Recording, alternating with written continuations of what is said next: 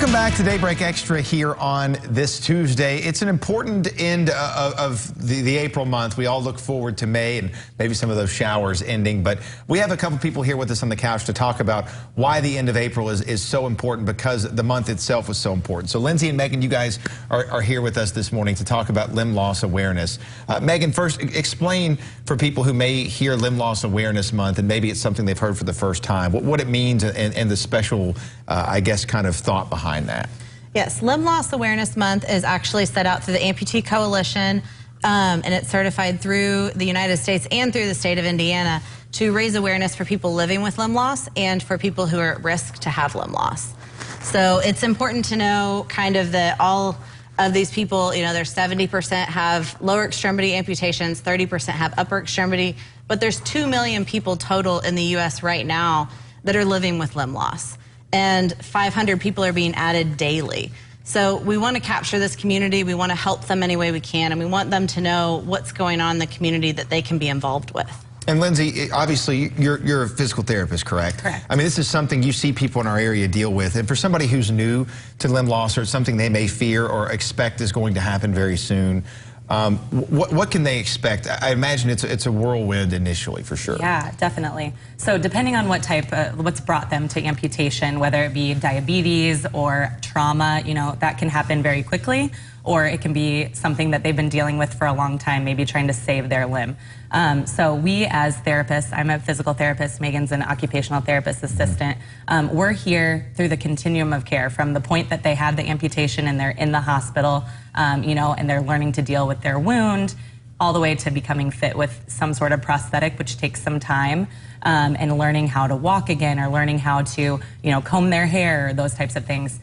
We're here for that continuum of care to be able to help service them and give them the support that they need in the community. And obviously limb loss awareness is something you guys find extremely important, and I think it's one of the reasons you're here today is to explain the fact that here in the tri-state, the Evansville metro area especially, there are a lot of resources that people can take advantage of, right? Yes, we actually have started up an amputee support group that's offered through Encompass Health Deaconess, and that started back in December of 2016. We typically have about 4 meetings a year. Our next one is coming up on May 8th at 5:30 in the evening at Encompass Health on Covert Avenue. And with those meetings, we have a variety of topics that we go through, and we also do a lot of open discussion meetings to where the topic just goes wherever the group needs it to go to. And that's what I was going to ask you, Lindsay, about this support group. I mean, what have you seen, and as far as the effectiveness of what this can really do to somebody, especially who is new to this or may be kind of, you know, maybe not somebody who's really wanting to go there, but is thinking about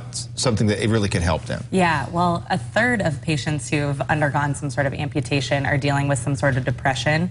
So I think most of all, outside of obviously having some expertise in the room and how to function, you know, with a limb loss, I think more than anything, just having that support from others who have gone through the same type of thing and being able to brainstorm, how do you deal with this symptom and how do you function, you know, with your new amputation? I think more than anything, it just gives support. That's what I was going to ask either of you, whichever one of you wants to answer. The support group, I imagine, has some success stories. I would hope that a lot of people are really being helped by this, and I think that's why you're here, is to give people hope out there who are looking for something like this. What have you guys seen since the support group has started? I know, is it relatively new? Is it something you guys have been doing for a long time? We've been going for about 2 years now, and our group keeps growing. So we have a diverse group that comes. It's different ages, different races, different socioeconomic backgrounds, and just different levels of amputation as well. So these people come. It's great to talk to everybody and to have them all there.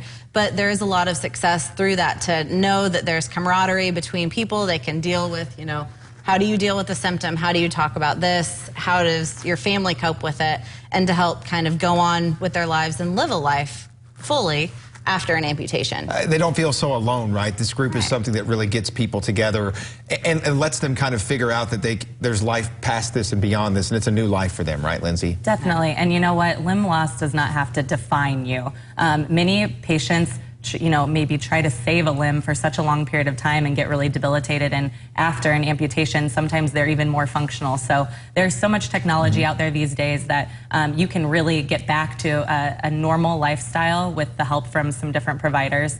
And so we just want everyone to know that we're here for them. Yeah, help from you too and a lot of people here in the community. Lindsay and Megan, thank you so much for being here with us this morning. Thank you. Ron's got the forecast coming up after the break.